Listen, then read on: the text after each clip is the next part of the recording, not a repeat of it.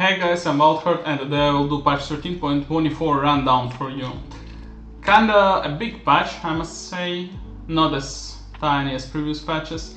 And what we have here, new champion Hui, I'm not sure how it's supposed to be pronounced, kinda an alternative to Invoker in Dota. For now, cannot say much about this champion. He's very, I don't know how to say it, like seems to be very random to me, right? Like I don't see a strict usage of this champion yet. Every single time I see him in the game, he's kinda off the game, he kinda ends. But well, I remember when Briar was just added to the game. Briar had the same issue. Briar had extremely low win rate. For now, Hui has around like 25 something percent on high ranks and around like 35 on lower ranks, around like iron, bronze, win rate wise. So yeah, for now the champion is fairly weak. Probably people didn't really get to understand the champion's kit yet. And we will see what champion is later on. Probably he will get hotfixed and get some slight buff, but we'll see it later. For now, not much to say about the champion. Azir, W damage increased. One more time we are getting W damage buff. Riot Games are doing another buff to Azir to make him more similar to Kayle, like attack speed based AP damage dealing champion, and that's kinda cool, I must say, because to me I feel like he's more kinda understandable type of champion if you're playing him as attack speed hyper carry more than regular control mage like Orion or Victor. I feel like this type of kit is not exactly what suits him. I feel like crazy high attack speed, manipulation with soldiers on huge distance is exactly what he needs. So yeah, I really love this change. Might be a really cool change if you combine it with something like Leandri and Asher 2s. Like, really sounds like really strong to me. Braum, base mana regeneration increased, R knockup duration increased. Interesting. +1, it's whatever. Base mana regeneration, I don't feel like that's an issue to Braum, but I mean, it's cool. A little buff is always cool for a champion who is already not too bad. I mean, yeah, Braum is not weak anyways. He's not strong, that's true. And normally you pick Braum as counter to something like Misfortune, like Twitch, like basically Worn Ulti, basically anything you can block with your shield. But knockup duration sounds kinda great.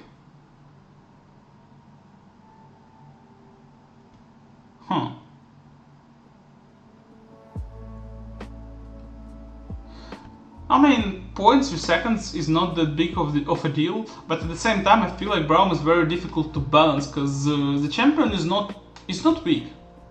He feels alright. Like, I wouldn't say you want to pick Braum every single game, right? But he's a niche pick. Like, you don't really draft Braum every single game. He's not needed to be drafted every single game. So what's the point of drafting him? So yeah, I mean, slight buff is probably good thingy.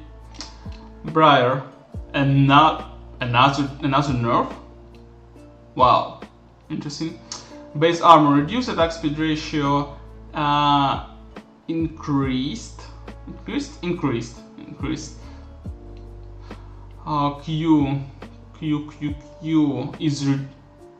flat damage is reduced. Blood frenzy is reduced. E, damage reduction is reduced. Healing is reduced. Ultimate, AD scaling is reduced, so basically they're targeting her lethality build, but they're buffing 10% AP skill. I wonder if there is a way how to play AP Briar. I mean, maybe, I'm just not aware of it, but yeah, I mean, Briar is only getting nerfed for the past, like, what, 4 or 5 patches, so I don't really feel like she's as optimal as she was earlier, but at the same time, it makes sense to me because the champion was kinda obnoxious to deal against if if you're a melee champion and you're getting to play against Briar and you're not something like Ramos, Briar is such a pain in the ass to deal with. That's crazy. Galio, Q cooldown decreased. Solid. That's a very solid buff. I mean, he's not strong, he's not weak at the same time, but definitely Galio's appearance rate is super low, so giving him a slight buff is probably exactly what we need. And cooldown reduction on his Q without buffing his mana costs on Q, without, I don't know, buffing his cast speed on Q is probably exactly what we need. That's a very good buff, I love it. Gragas, passive cooldown now decreased with level. Huh. I mean, is it even necessary? He doesn't feel that weak. I mean, when you're laning against Gragas, he is very annoying to deal with. Yet he got quite some nerfs this season, because how oppressive he was to deal with during the laning phase. So, I mean, it kind of makes sense to buff him after all the nerfs, but at the same time, I don't feel like it's exactly what he needs, because look, like, his passive is buffed at level 6, 11 and 16. At level 6, okay, we will feel the difference. At level 11, probably yes, because in theory we can still have laning phase when we're like level 11, right? But level 16, we never got to have laning phase level 16, so like, I don't really get it, honestly. I don't really get this change, but maybe there's something behind it that I don't understand. Ivern, base health decreased, E slow decreased. Huh. I mean, it kind of makes sense. It kind of makes sense because when other junglers clear got nerfed, when jungler got kinda jungle camps got kinda tankier.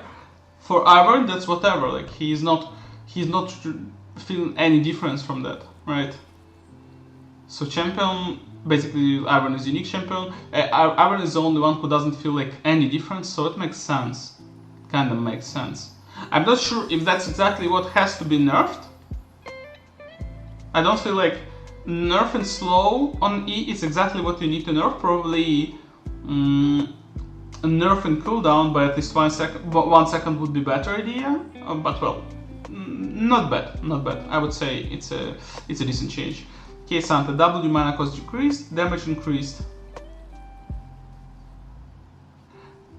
I mean, 20 mana is not that bad. 20 mana is not that bad. But actually, a very decent buff, like damage-wise. Plus 20%, plus 20%. I mean, we're not really using that like that frequently, right?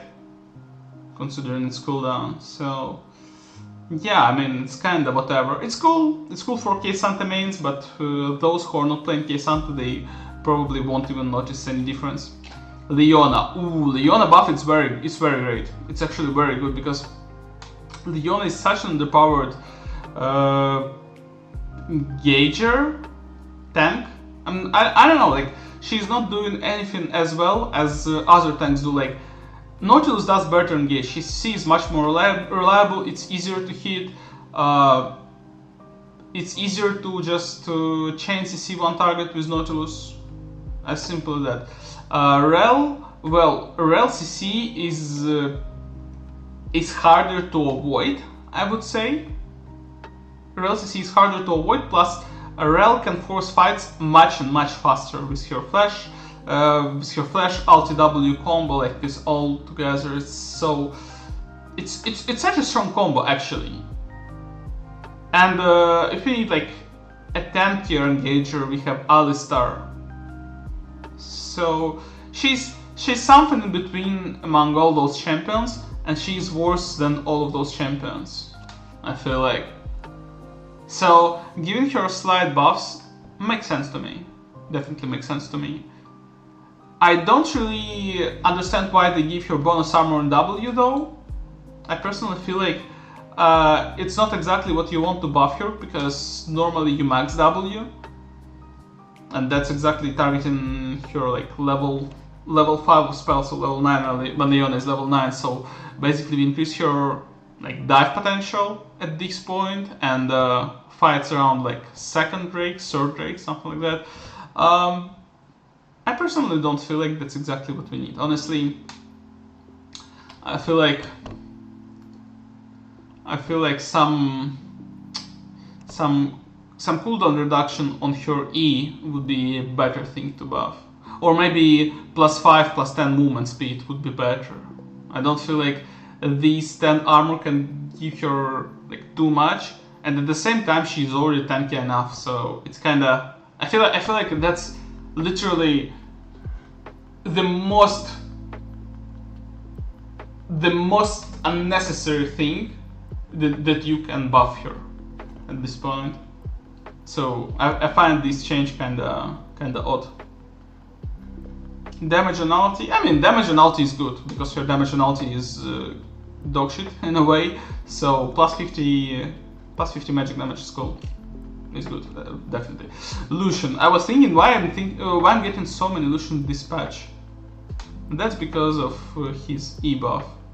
But I mean, 3 seconds isn't like that important.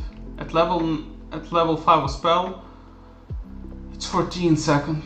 I mean,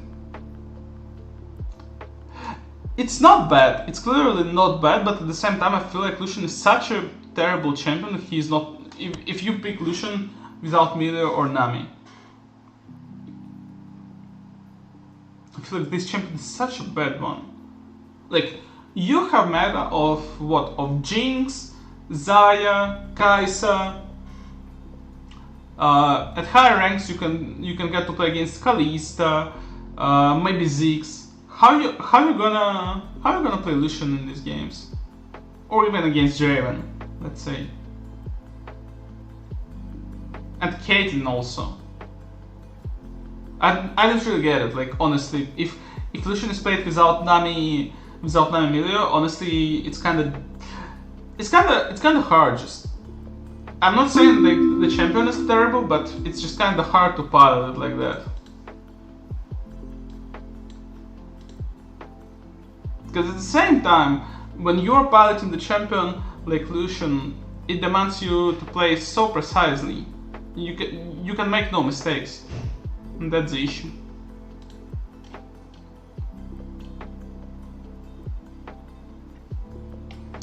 Okay, let's switch to Mordekaiser, because I feel like this change for Lucian is definitely what we need, but at the same time, I feel like this is just not Lucian's meta. I feel like items are not suitable for him, and champion itself is not exactly what meta demands ADC to do. Mordekaiser.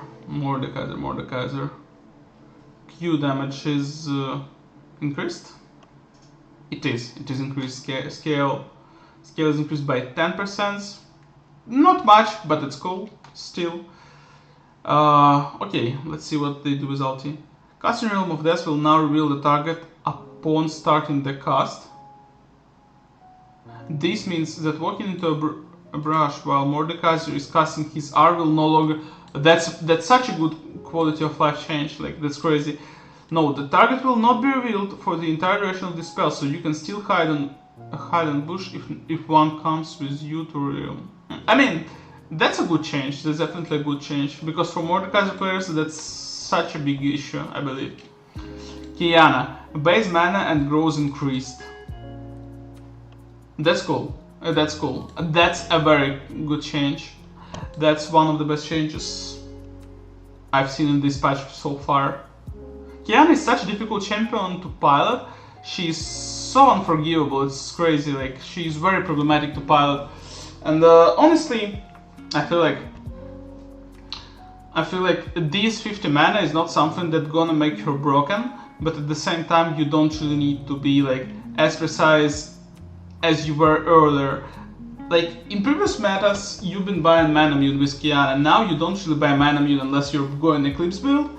And still, as long as you don't have tier, you're always running out of mana.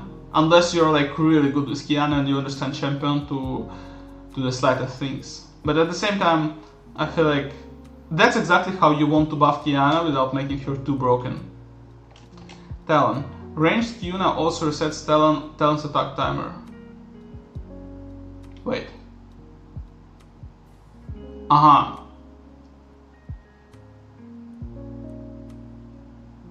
Honestly, I was thinking it did reset his attack timer earlier as well. But if it does now, that's great. That's great. I didn't know it doesn't reset, honestly, but that's a very good change. Talon mains must be happy. That's for sure. That's a very good buff.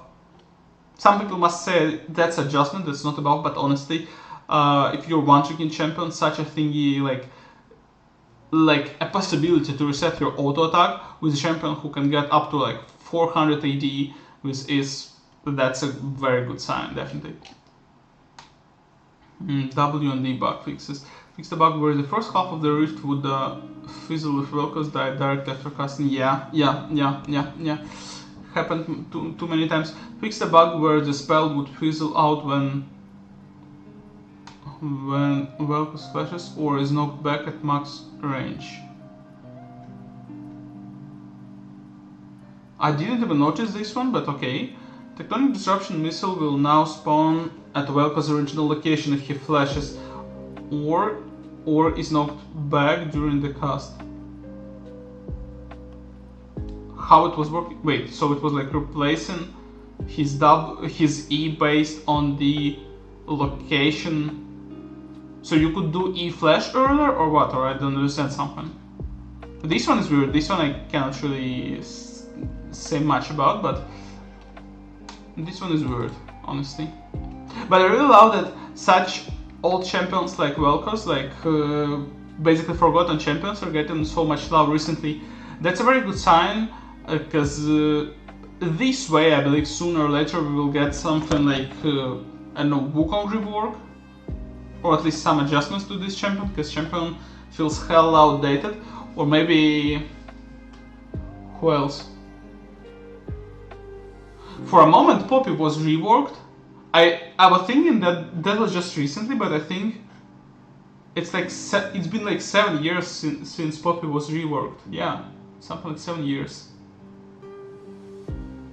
Man, time flows so quickly, it's crazy.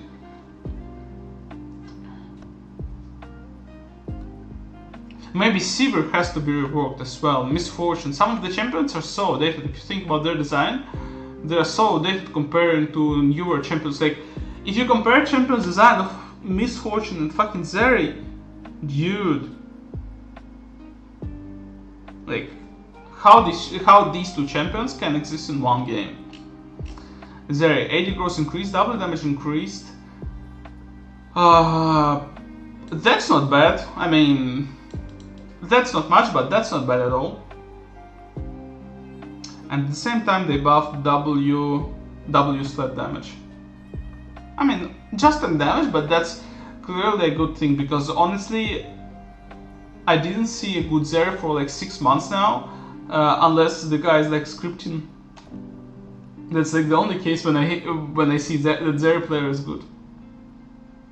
Ah no, I lied. I saw one with when she was doing with Yumi one trick, but yeah, I mean, aside from the situations when Zeri is doing Yumi one tricks, I feel like Zeri is kinda you know.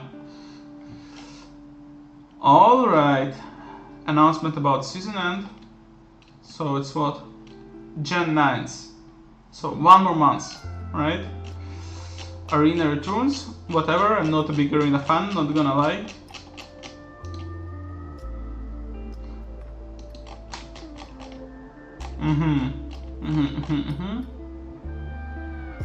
Oh, we're gonna have Clash soon. Wait, it's tomorrow. It's actually tomorrow. Not bad, not bad. Yeah, I mean, that's it for now, guys.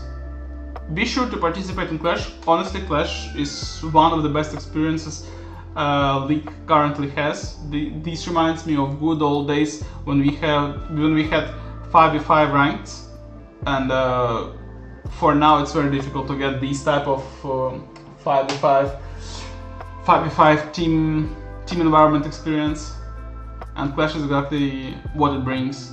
Especially now when Clash is not as laggy as it was earlier. Do you remember, guys, when Clash was just launched, how laggy it was and how problematic it was to even play the fucking game, and how it is now? But yeah, thank you for watching, guys, and see you next patch. Bye.